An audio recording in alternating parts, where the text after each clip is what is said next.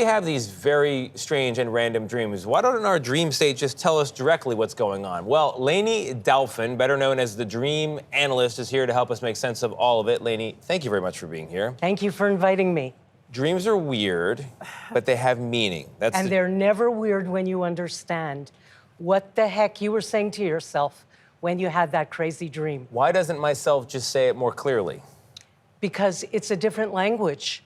And it's funny because I know you speak several languages, and that's really, I am in the business of teaching the language of metaphor. So you could say to me, I feel so tired, or you could say to me, je suis très fatigué. Or you could say to me, I fell asleep and I dreamed that I was trying to run, but my feet were dragging. And for me, you're saying, I'm tired, I'm tired, I'm tired, in English, in French, and in metaphor. Is there always a meaning behind a dream, or is it just random thoughts that are still floating in your mind? No, they are so not random.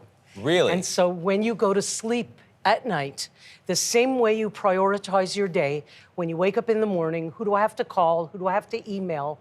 When you go to sleep tonight, your unconscious is going to prioritize the one situation or person that's bugging you. And so every dream at a surface level is triggered by something that either happened to you yesterday or something that you thought about yesterday. So I'm not going deep yet, and I love going deep, but I always stay surface first. Yeah. Because my job is the opposite of a psychic. You tell me your dream, and I don't tell you what it means, but I know the right questions to ask you so that you tell me why you had the dream. So the dream is being produced independent of what I would like to dream about. So in other words, I can't control, by going to sleep and thinking about blueberries, a dream about blueberries. Right. But you can go to sleep, and if you're, thinking about a relationship or where you want to get to in a relationship, then you can go to sleep and bring it on. You can ask for a solution, because you get the solution to what you want to do about something that's bugging you, and it appears in the dream before you get it consciously. So if only you could understand what you were saying to yourself when you had that crazy dream, you can propel your problem-solving skills. So you get it whether you remember or you don't, but you get it faster if you remember. You gonna admit you don't dream? When we were preparing for this segment, I thought to myself, I was like, when was the last time I had a dream? I don't remember.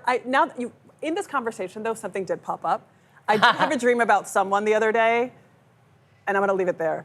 But it was we had a weird interaction, and I think I revisited it in my mind. But typically, I haven't been dreaming lately, and I wonder if well, it's you're because dreaming. Dreaming is just thinking. You just don't remember?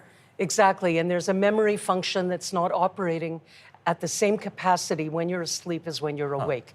So there's a physiological reason why you wouldn't remember, but some of us, like myself, I'm a dreamer, and I remember my dreams all the time.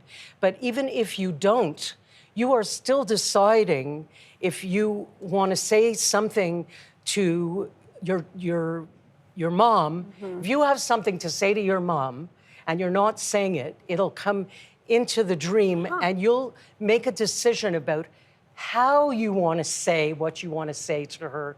You'll get that anyway, whether you remember the dream or you don't. But if you do remember the dream, you get it faster, and you can propel your problem solving. What about erotic dreams, and particularly in the context of mating in captivity, the married state? My wife was talking about all kinds of things. She had a dream recently that we've discussed. And we've all had dreams, right? One has dreams that are independent of the marriage. It's just you go to bed and you wake up and you're like, I had the craziest dream. Does Katie know you're talking about this? She'll be fine with it. This is real life. This is real life. What do those dreams mean? Do they signify something? Well, from the time you're born, every single memory and association that you have is collected well, I'm 72, so I don't call it a database, but your unconscious is a very sophisticated database that's holding every single memory and association that you've ever had since you're born. So you cannot look it up in a dream book. You can't. You have to, it's like a fingerprint.